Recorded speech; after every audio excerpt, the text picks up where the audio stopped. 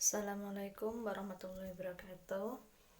Kembali lagi di pelajaran bahasa Indonesia. Pada pertemuan ini kita akan membahas tentang menyampaikan ide melalui anekdot.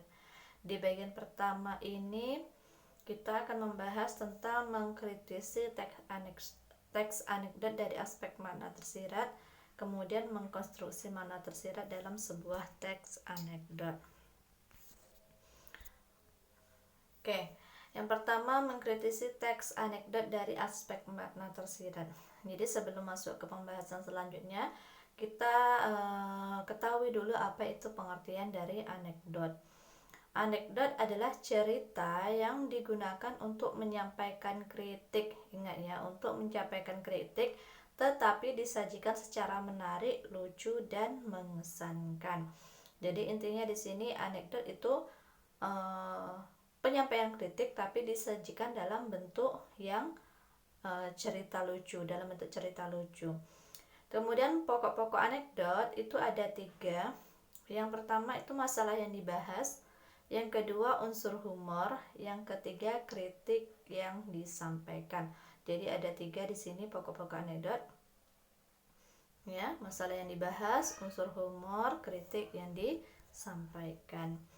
Oke, di sini ada satu contoh cerita anekdot. Judulnya yaitu dosen yang juga menjadi pejabat. Nanti kalian bisa baca. Kita baca sebentar. Di kantin sebuah universitas, Udin dan Tono, 2 orang mahasiswa sedang berbincang-bincang. Ya. Tono, saya heran dengan dosen ilmu politik. Kalau mengajar selalu duduk, tidak pernah mau berdiri. Si Udin, begitu saja diperhatikan si Tono, ya Udin tahu sebabnya. Udin barangkali saja beliau capek atau kakinya tidak kuat berdiri. Tono, bukan itu sebabnya Din, sebab dia juga seorang pejabat. Udin, loh apa hubungannya? Tono, ya kalau dia berdiri takut kursinya diduduki orang lain. Oke, di situ pada bagian Tono, di bagian terakhir yang ibu garis bawahi biru, itu merupakan bentuk kritikannya. Tapi kritikan di situ tidak disampaikan secara kata-kata langsung, tapi dalam bentuk sindiran. Apa nanti artinya? Itu nanti kita bahas di sini. Jadi dari cerita anekdot ini kita lihat pokok-pokok anekdotnya dari anekdot dosen yang juga menjadi pejabat. Oke. Judul masalah yang dibahas. Masalah yang dibahas yaitu dosen yang merangkap jadi pejabat. Ya, itu masalah yang dibahas. Unsur humornya kita lihat di situ.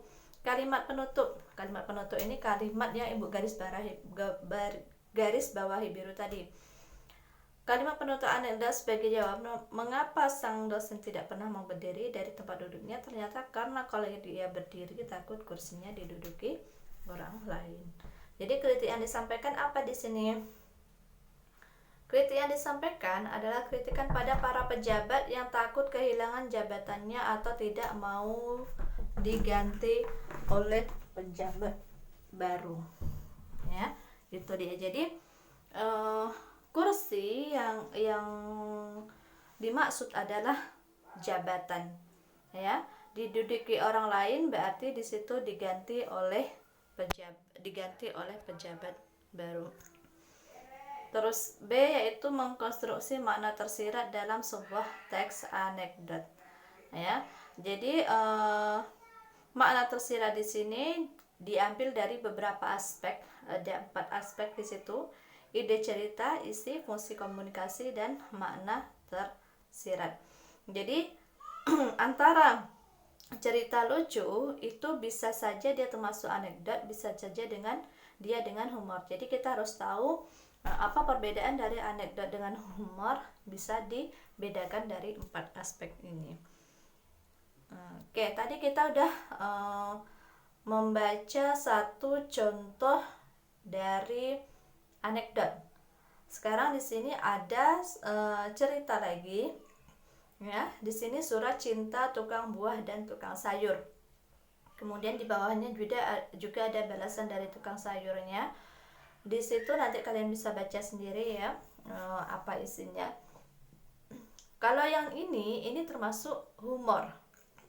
Apa bedanya antara anekdot dan humor? Kita lihat dari aspek-aspek yang di samping tadi.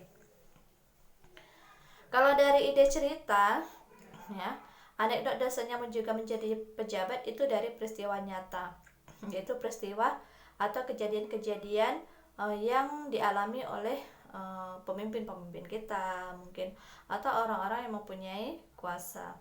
Kemudian kalau humor itu diambil dari contoh humor Surat Cinta Tukang Buah kepada Tukang Sayur, itu dia ide ceritanya berupa rekaan.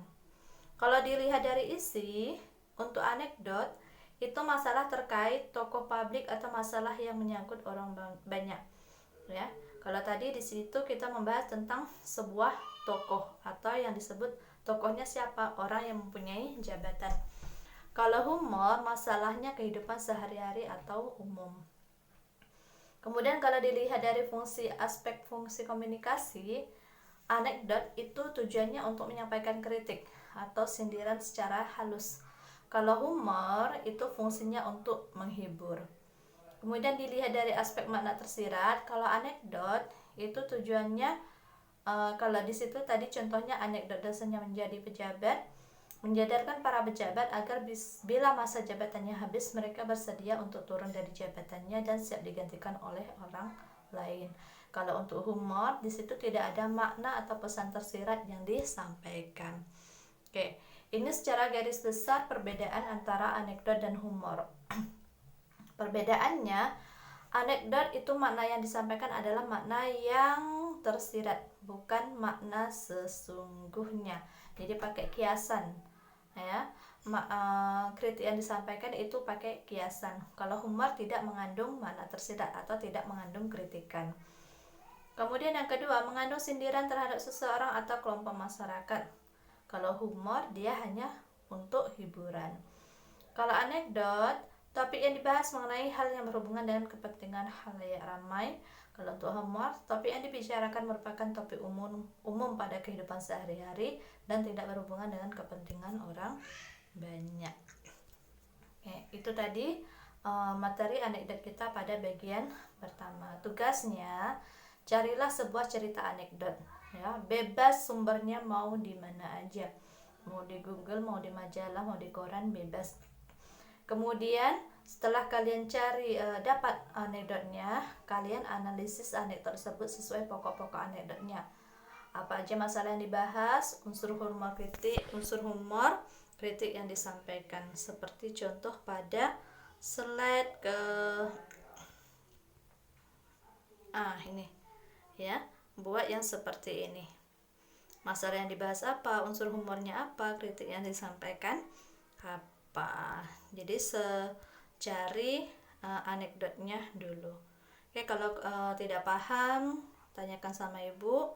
Langsung sampai di sini pertemuan kita.